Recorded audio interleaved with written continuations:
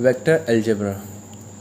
Vector algebra important result. Vector क्या होता है? A directed line segment is called a vector. A vector has a magnitude and a direction. Vector क्या होता है? एक directed line जिसकी डायरेक्शन हो और उसका कुछ मैग्नीट्यूड हो। इनिशियल पॉइंट से लेकर टर्मिनल पॉइंट तक। ठीक है, हमने फिजिक्स में पढ़ा होगा 11th क्लास में। सिमिलरली थोड़ा बहुत उसी से मिलता जुलता है।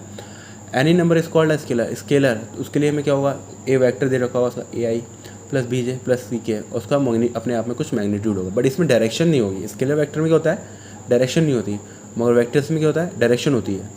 Unit vector. A unit vector, a vector with unit length along any vector A is called a unit vector in the direction of A, and it is denoted by A vector A unit equals to A cap equals to A upon mod of A।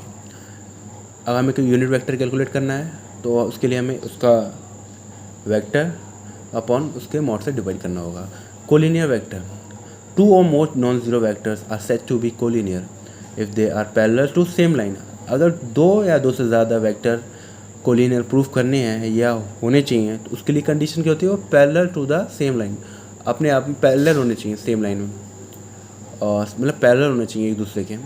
और एक और condition है, two vector A and b are collinear if a equals to lambda times of b. कोई भी दो vector एक दूसरे collinear तब होंगे अगर वो एक वेक्टर दूसरे वाले वेक्टर से लैम्डा टाइम्स हो जाए या उस लैम्डा टाइम्स हो जाए। ठीक है, फॉर सम स्केलर, और लैम्डा क्या होगा? हमारा सम स्केलर क्वांटिटी होगी, हमारी स्केलर क्वांटिटी जिसकी कोई डायरेक्शन ना हो। Coplanar vector. थ्री और more non zero vectors are said to be coplanar if they lie in a same plane। दो या दो से ज़्यादा vector non zero vector said to be are coplanar. दो से या दो से ज़्यादा वेक्टर को हम कोप्लेनर तब कहेंगे जब वो एक ही प्लेन में लाई करते हो। ठीक। Addition of a vector if O A equals to A B equals to B, then A plus B equals to O A plus A B equals to O B. Similarly ऐसे हम रखते हैं A plus B equals to this. ठीक। Position of a vector, let O be the origin and OA equals to A, we say that the position vector of A is A। अब हमें calculate करना है position vector of a b, तो हम क्या करेंगे? तो position vector of b minus position vector of a, o b minus o a, it is called position vector of position vector.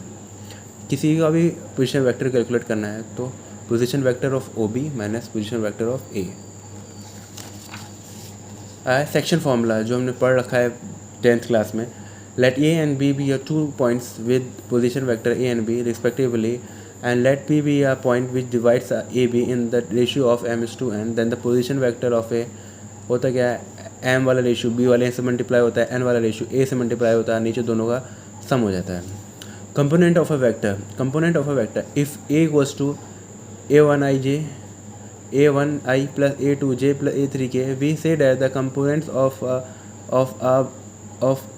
along x-axis, y-axis, z-axis are a1, a2, a3 respect। Component of vector हमें find करना है। अगर ये vector दे रखा है, आई vector जो होगा वो एक्स के अलॉन्ग होगा, जे वेक्टर जो होगा वाई के अलॉन्ग होगा, के वेक्टर जो होगा जेड के अलॉन्ग होगा।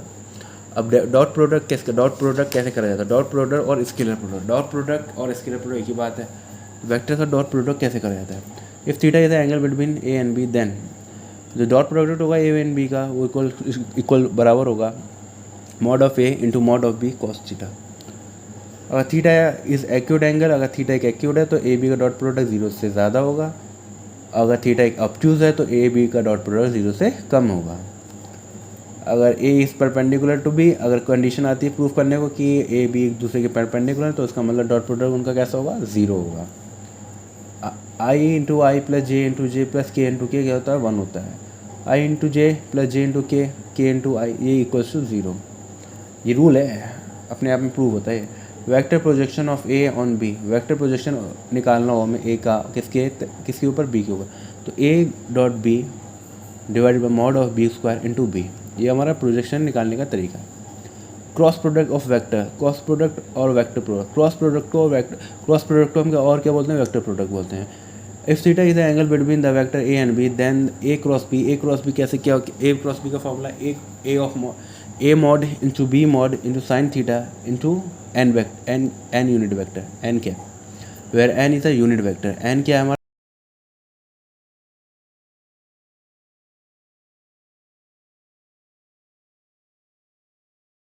ठीक है, एन वेक्टर का formula A cross B upon mod of A cross B. ठीक, पहले हमें कैलकुलेट करना होगा ए बी का क्रॉस प्रोडक्ट, देन उसका मॉड करके हमारे पास यूनिट वेक्टर हम कैलकुलेट कर लेंगे। ए अगर बी के पैरेलल है तो उसका ए क्रॉस बी क्या है, 0 के बराबर होता है। स्केलर प्रोडक्ट में क्या होता था, अगर वो एक दूसरे परपेंडिकुलर है तो डॉट प्रोडक्ट 0, अगर वो पैरेलल है तो उनका क्रॉस प्रोडक्ट 0। अगर हमारे पास दो वेक्टर दे रखे हैं, उसको हम मैट्रिक्स हमें उसका डॉट क्रॉस प्रोडक्ट निकालना है, तो हम उसको सबसे पहले आई जे के कोएफिशिएंट को अलग अलग सेपरेट कर लेंगे, देन उसको सॉल्व कर लेंगे।